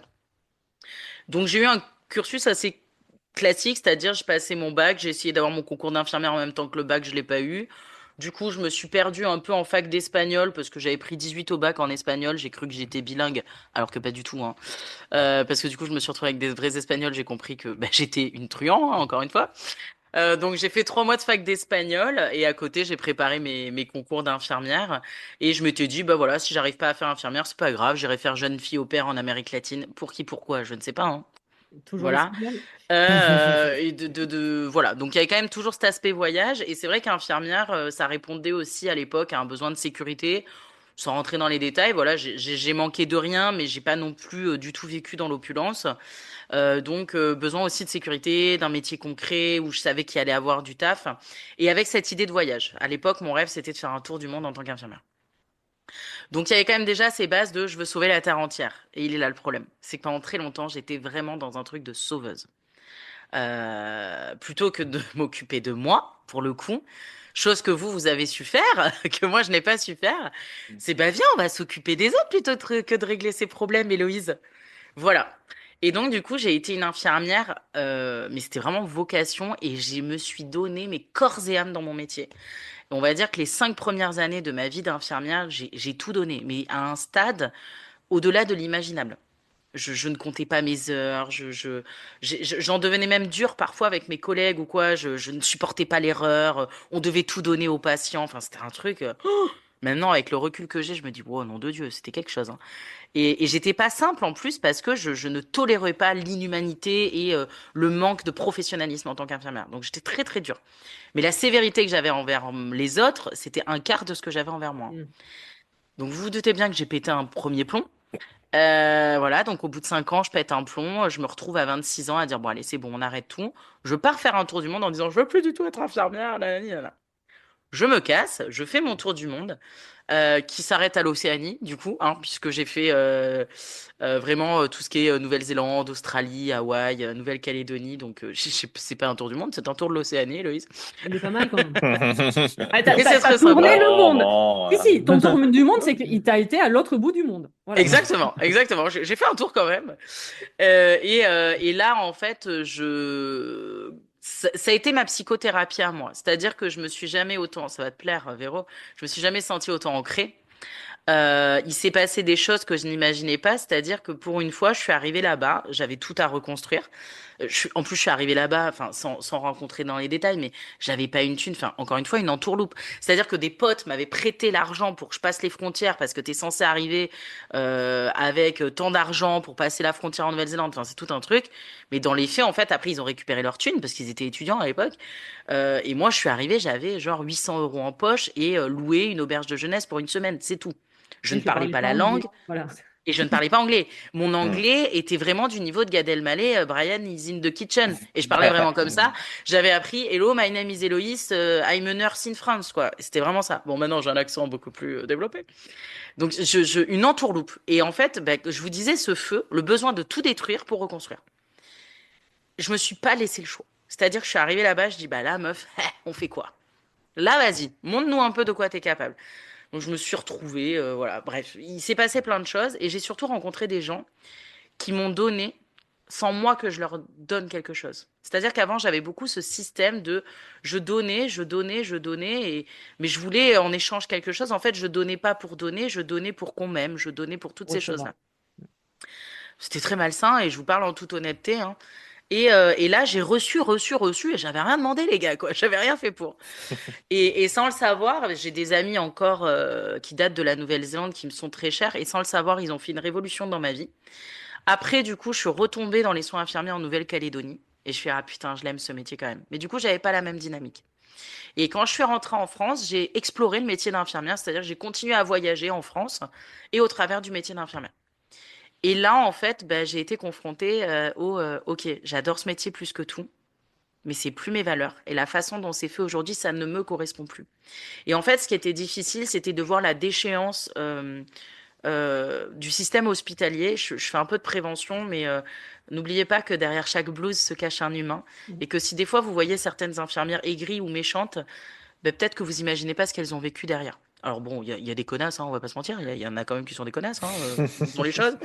Mais moi, j'ai pu parfois être cette infirmière mauvaise, mais parce que en fait, juste avant, j'avais bossé je ne sais pas combien d'heures et qu'on m'a demandé de revenir sur mon repos, tout ça, tout ça. Et à un moment donné, j'ai tellement été confrontée à mes valeurs que j'ai dit c'est plus possible. Et du coup, je pense, fait un burn-out, mais je l'avais pas identifié.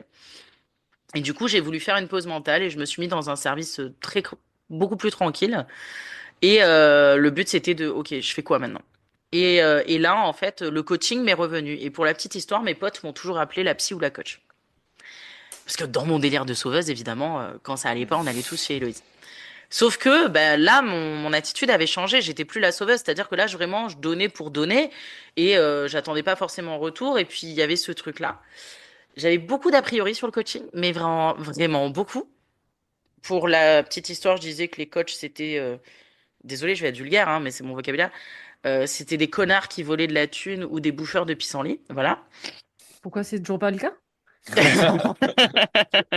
Donc c'était assez violent, mais je vous parle très honnêtement. Et je me suis dit, bon, Héloïse, quand même, vérifie, hein, arrête de poser des jugements, vérifie. Je vérifie, je fais ma petite enquête métier, je me rends compte qu'au milieu de ces mangeurs de pissenlit, il y a quand même des gens pas mal. Et je commence à faire des rencontres. Et là, pour qui, pourquoi, je prends cette fameuse formation On où cherche je tous vous encore, rencontre. hein. Je te Ouais, On rappelle, sait hein. toujours pas pourquoi on l'a pris cette formation. C'est ça. Je prends cette formation où je vous rencontre. Bon, pour la petite histoire, désolé Alex Viséo, je n'ai jamais terminé cette formation. Par contre, j'ai rencontré des personnes formidables. Et en fait, ça a été là le déclic. Je suis sortie d'un système où même si mon entourage était merveilleux, mon entourage me disait toujours oui mais, et je suis arrivée avec vous où vous m'avez juste dit oui, ah ok, on y va. Vas-y. Mm. Et ça a bouleversé ma vie. Et je le répète, que ce soit vous, Alizé et tous les autres, vous avez bouleversé ma vie. Parce que je me suis retrouvée face à des gens qui m'ont dit c'est possible. Et donc là, il y a eu un bug dans ma matrice où je fais, ok, donc en fait, je veux devenir coach, c'est possible. Et c'est surtout qu'en fait, j'ai compris qu'en tant que coach, je pouvais être la coach que je voulais.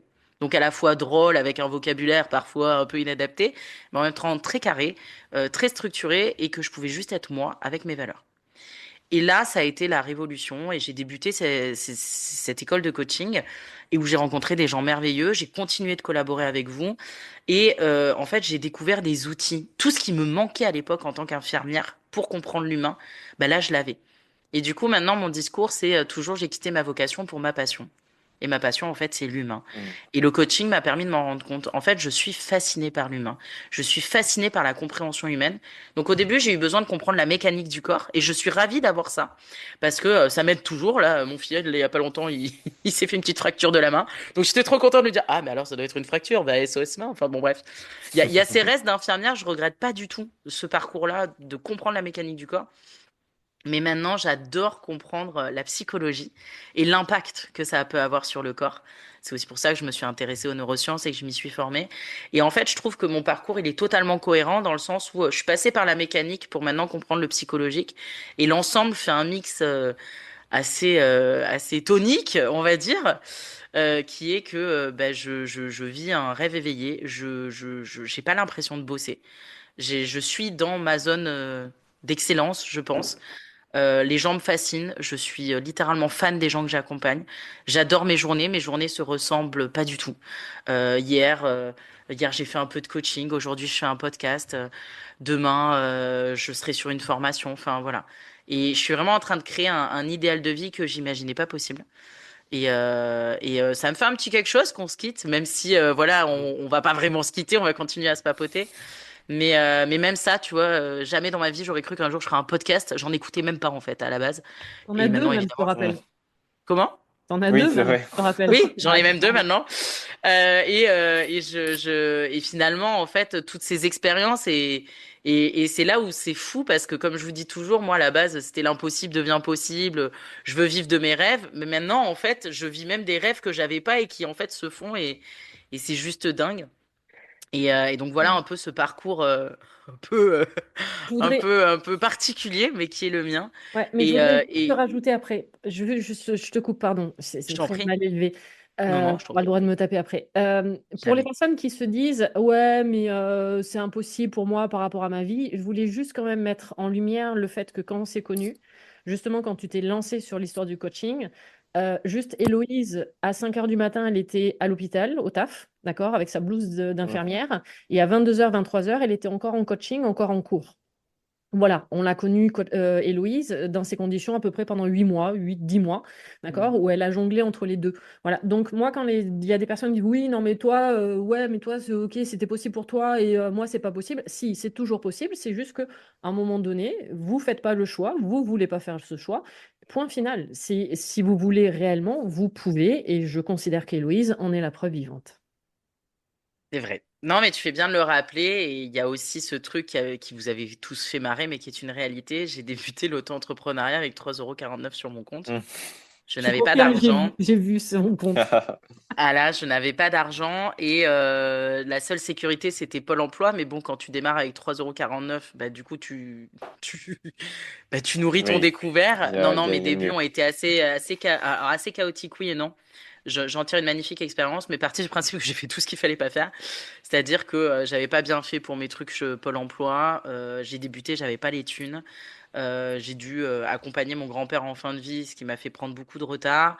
Ça a été les débuts. Enfin, c'est pas qu'ils n'ont pas été simples, c'est juste que j'étais très mal organisée, même si j'étais très bien entourée grâce à vous. Et en fait, c'est là où vous avez été précieux, c'est que vous m'avez dit, t'inquiète, ça va se faire. Fais, avance, ça va se faire. Et c'est vrai qu'après, par contre, ça a marché très vite. En 4 mois, ça s'est régulé. Mais parce que, bah, comme tu l'as dit, Véro, et merci, pendant 2 ans, j'ai semé, en fait. Pendant 2 ans, j'ai fait Mm. une première formation, je me suis entourée Mhm. d'entrepreneurs, j'ai continué de travailler tout en faisant mon école de coaching. Je bossais du 60-80 heures semaine.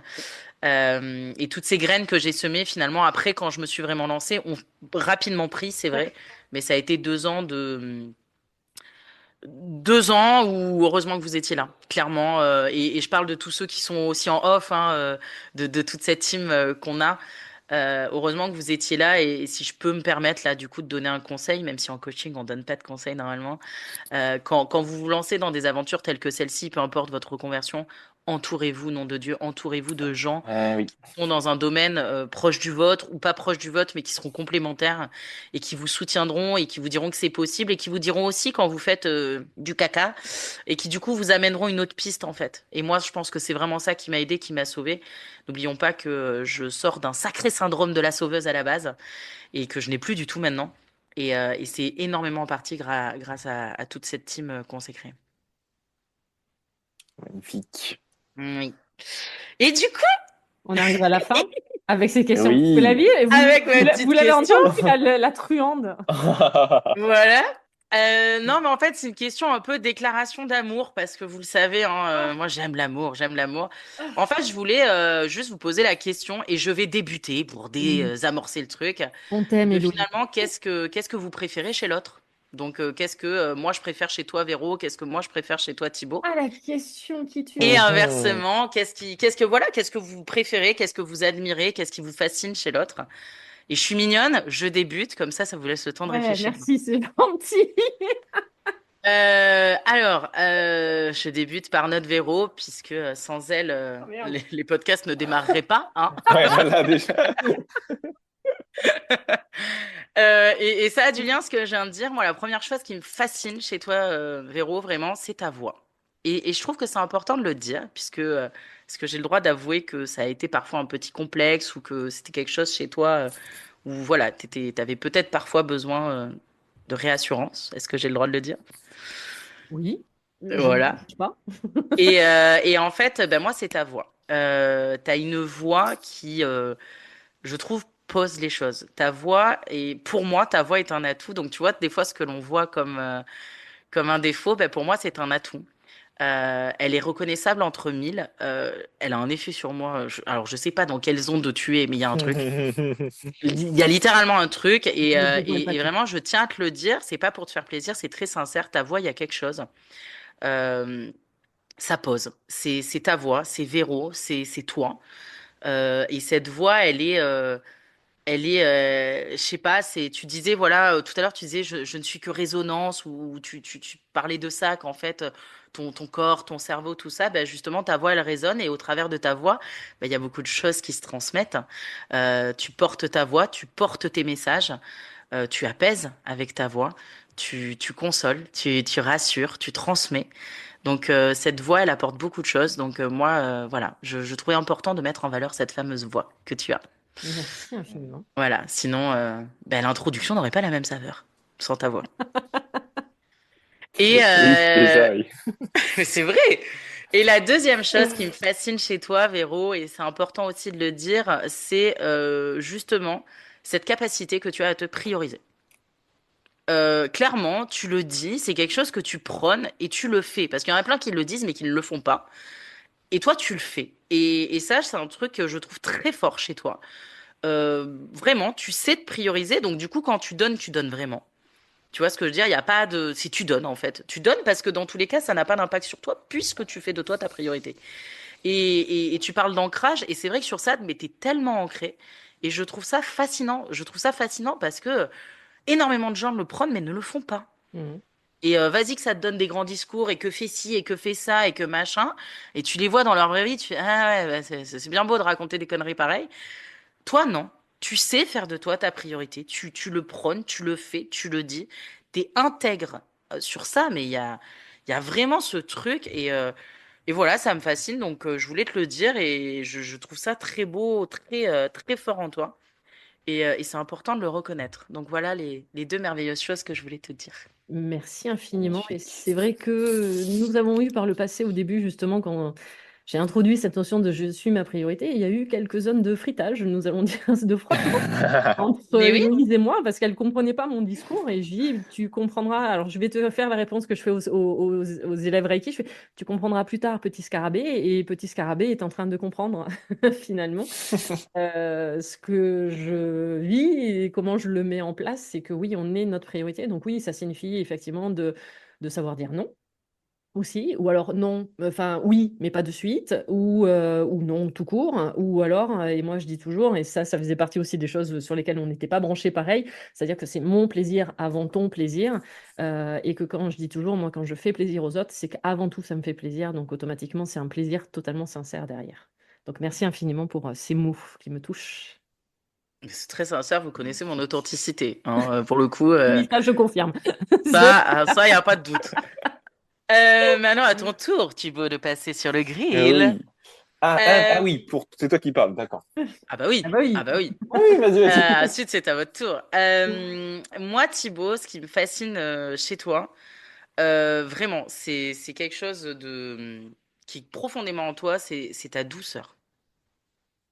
T'as une douceur en toi qui est très belle, qui est sublime, qui fait ah t'es enveloppant, je sais pas, on est là, on fait ah putain on est bien là. Tu vois, il y a vraiment une douceur. T'es clairement le plus calme. Enfin calme. Ça veut pas dire qu'il y a pas un feu ardent justement. Ça va rebondir sur la deuxième chose après, mais en tout cas il y a ce truc, c'est posé, c'est rassurant, c'est doux. C'est cette douceur que t'as, où tu nous écoutes dans nos délires, et toi, t'es là, oh, bon, elles sont mignonnes, elles sont drôles. Enfin, tu vois, il y a ce truc qui est hyper agréable et qui, moi, m'apaise beaucoup. Typiquement, tu fais partie des personnes où, voilà, j'ai besoin de ce pendant très doux. Et tu l'as complètement, et je trouve que c'est une profonde qualité que tu as. Je suis convaincue que toutes les personnes que tu accompagnes le ressentent. Et il y a ce truc où vraiment, du coup, ça va avec l'absence de jugement, avec tout ça. Enfin, toute cette douceur que tu amènes, elle est précieuse. Et je trouve que c'est un réel point fort que tu as. Vraiment.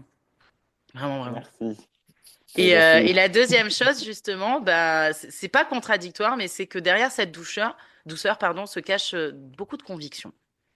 T'es quelqu'un, t'as tes combats, t'as tes trucs, et quand faut y aller, t'y vas. Et la douceur n'empêche pas d'avoir voilà, des valeurs, d'avoir des convictions profondes. Toi aussi, tu sais faire de toi ta priorité. Il y a plein d'autres choses. Et tu as toujours su nous transmettre le message, même quand t'étais pas d'accord, avec douceur. Mais voilà, c'était posé.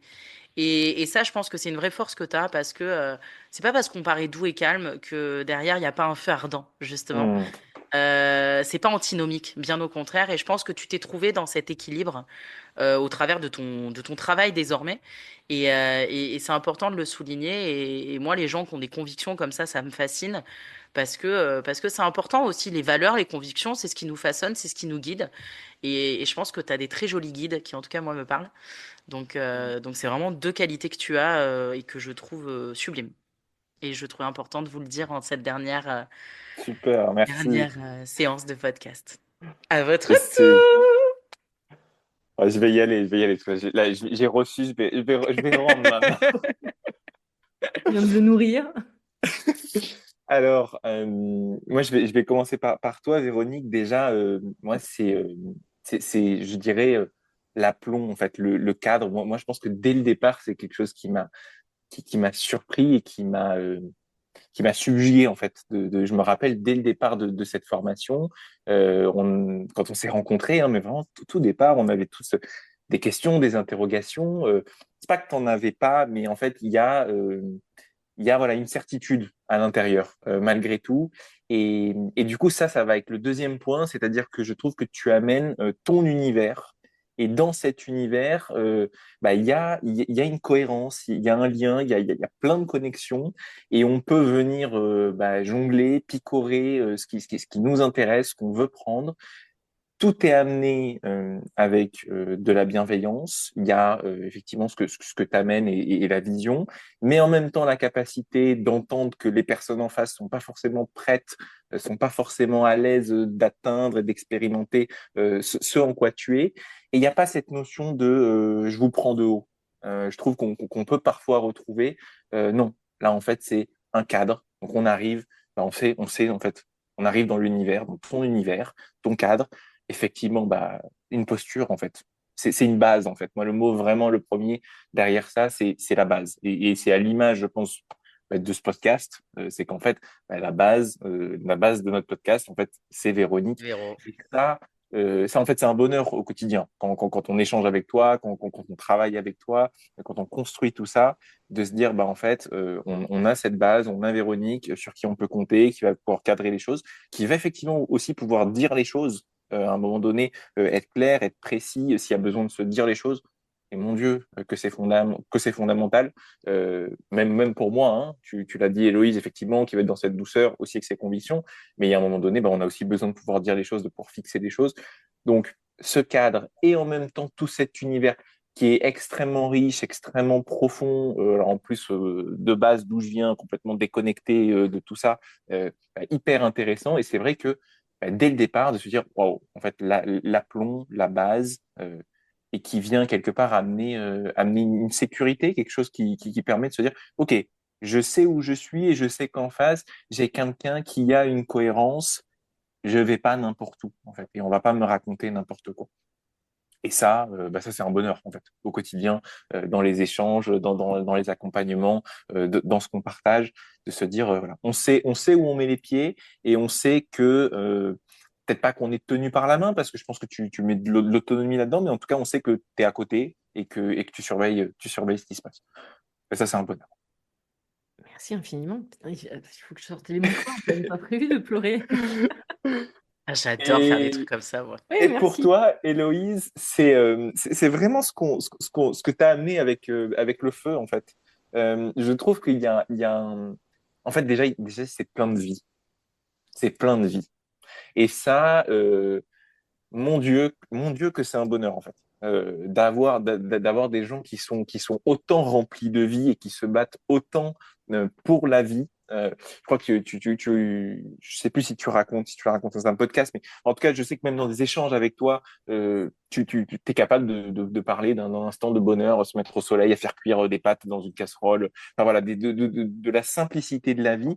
Et ça, en fait, au quotidien, d'avoir quelqu'un comme toi qui est connecté à tout ça et qui le fait autant vivre, bah, c'est se rappeler l'essence de la vie, le bonheur qu'on a de vivre. Et du coup, passer du temps à échanger comme ça avec Héloïse, c'est se rappeler en fait ce que c'est que vivre, ce que c'est qu'être en vie, ce que c'est que d'avoir ce côté aussi décalé et en même temps un sérieux de base qui permet de revenir. Et je pense que dans ta posture de coach, bah, ça doit être extraordinaire pour les personnes qui t'accompagnent parce que il y a en même temps c'est cet entrain de vie et mon Dieu que ces gens en ont besoin quand il y a des difficultés, quand il y a des choses qui sont compliquées au quotidien. Voilà, d'avoir ces étincelles et de pouvoir bah, allumer ou rallumer chez les gens tout ça. Et je pense que voilà, ça s'est aussi vu, ça s'est senti dans nos épisodes. C'est mettre de la vie, en fait. Et mon Dieu, que ça aussi, c'est un bonheur parce que tout ce qu'on fait et toute notre vie, en fait, elle n'a de sens que si on a ça. Sinon, à quoi ça sert, en fait, tout simplement. Et d'avoir des gens qui sont là-dedans, qui sont vraiment connectés là-dedans, pas dans le semblant et dans le paraître, non, dans l'interprétation, dans la légèreté, dans la réalisation, bah, c'est pouvoir se reconnecter à ça et ça, c'est que du bonheur. Merci. Ah, j'aime bien, hein. Propose la question. Ben, qu'est-ce que tu apprécies le plus chez l'autre? Qu'est-ce qui te fascine chez l'autre? Voilà, qu'est-ce que tu as envie de partager pour l'autre? Euh, alors, pardon, honneur aux dames, hein, Thibaut, du coup, je vais commencer par Héloïse. Yes. Euh, Bah, tu le sais un peu parce qu'on a déjà eu l'occasion d'en parler à titre personnel. Alors, ce qui est très paradoxal, et vous allez voir vraiment les contradictions des personnes, c'est qu'évidemment, bah, là, du coup, Héloïse a fait l'éloge de ma voix et moi, je vais faire l'éloge de l'éloquence d'Héloïse. Et c'est quelque chose d'ailleurs auquel j'en parle régulièrement, même avec les personnes que j'accompagne, quand je dois faire des comparaisons. Et c'est vrai que j'aime et je suis pas jalouse, c'est pas ça, mais j'admire. Voilà, pardon, j'avais pas le bon mot. Mais j'admire vraiment ta capacité justement de prise de parole qui, de temps en temps, pour moi, j'ai cette sensation, alors c'est évidemment toujours la sensation qu'on a, d'accord, où on a de la difficulté à prendre la parole, et Dieu sait que tu le sais, puisque nous avons travaillé ensemble justement pour moi sur ce sujet-là. Et cette capacité que tu as, voilà, où dans n'importe quelle circonstance, tu vas toujours rebondir. Pas que je ne l'ai pas, mais pas de cette manière-là et pas avec l'aisance que tu vas avoir. Et c'est vrai que c'est quelque chose que j'admire chez toi vraiment par rapport à ça et qui peut servir au contraire de moteur, de me dire, hey, c'est possible de le faire et c'est plutôt cool et de t'avoir comme référence. Et le deuxième, bah, c'est toujours le sujet récurrent, évidemment. Et alors, ce qui est totalement paradoxal, qui peut sembler paradoxal quand on te connaît et quand on me connaît aussi, c'est bah, l'histoire, justement, tu en as parlé de ce fameux voyage où tu pars et tu connais pas la langue, tu as, 3 balles sur ton compte et que tu sais pas où tu vas. Moi, c'est quelque chose, et tu le sais, on a eu l'occasion longuement d'en parler, c'est quelque chose que j'admire chez toi, qui est pour l'instant intrinsèquement impossible pour moi, puisqu'il y a encore des petits blocages par rapport à ça, et que c'est quelque chose, je me dis, mais waouh, c'est totalement possible. Même si je mets en place des choses, mais toi, cette capacité que tu as, vraiment, c'est quelque chose que j'admire, voilà, ok, de vraiment d'être dans le...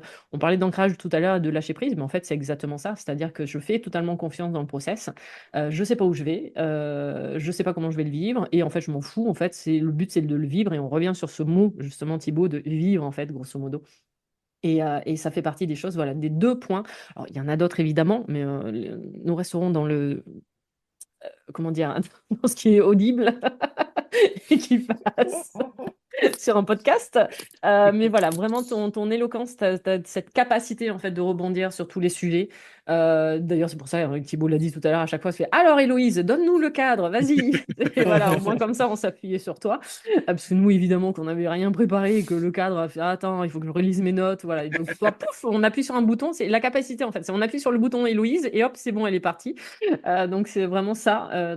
Merci déjà pour ça, pour ce que tu as amené dans ce podcast et ce que tu amènes également au quotidien de cette capacité d'éloquence et de présence, du coup, parce que cette éloquence amène une présence également. Donc, merci infiniment pour ça. Thibaut, je crois que Héloïse l'a dit, j'aurais pas utilisé forcément le mot douceur, mais j'aurais utilisé le mot calme, en fait. C'est-à-dire posé. C'est-à-dire que Thibaut, il est là, on l'entend pas forcément, mais il est présent. Alors non, juste, Alors, pour ceux qui ont. Je suis là. Ouais, voilà. Non, alors, le truc très drôle, pour ceux qui n'ont pas qui auront juste le son, c'est juste au moment où je dis il est là, il y a sa vidéo qui s'éteint quand même. Voilà. C'est magnifique. La J'ai eu un synchronicité est exceptionnelle. j'ai eu un petit souci de batterie, j'ai fait un petit changement. Tour de magie. Voilà. Donc ouais, non, c'est le calme que tu amènes parce que vraiment, c'est vrai que du coup, alors j'ai pas parlé du feu tout à l'heure, mais oui, avec une maladie inflammatoire, j'ai un peu de feu quand même aussi à l'intérieur, et que toutes les deux avec Héloïse, ouais, on va démarrer au quart de tour, on va réagir au quart de tour, on le voit même parce qu'on a quand même un groupe privé pour échanger, on va répondre, et des fois Thibaut, Thibaut, il répond 15 jours après, donc des fois on fait Thibaut, C'est vrai. Thibaut. Thibaut, donc, et du coup, en fait, il est calme, il est posé, il fait ah ouais, ok. Et alors, pour t'avoir rencontré dans la vraie vie, puisqu'on a passé quelques jours ensemble, en fait, c'est exactement ça. C'est-à-dire que tu sais, tu poses Thibaut, il peut y avoir un ouragan, il peut y avoir, je sais pas, le feu. Oui, qu'est-ce qui se passe? Et en fait, il l'apaise, en fait. C'est-à-dire que c'est toi, tu étais en train de courir, paniquer tout autour, ou paniquer ou pas, mais il est en train de courir. Et Thibaut fait, et Thibaut, faut y aller. Oui, j'arrive. Voilà. Et en fait, ça fait du bien. C'est ce que tu disais tout à l'heure, tu vois. Et là, tu fais, ouais, en fait, on va arrêter de courir, quoi. On va se poser. C'est bien. Voilà, c'est ce côté vraiment calme. Et même, je dois faire un aveu, quand j'ai commencé à faire les montages des tout premiers épisodes, euh, quand tu répondais, il y avait toujours un blanc, mais un blanc qui était trop long en fait pour un podcast, si tu veux. Donc, il y a de temps en temps, j'avoue, j'ai Ah réduit un yes, peu. d'accord. Voilà, j'ai un peu réduit les blancs, mais je l'ai fait que, allez, je l'ai fait que sur les Ah, il n'y premiers a pas de souci. épisodes, voilà.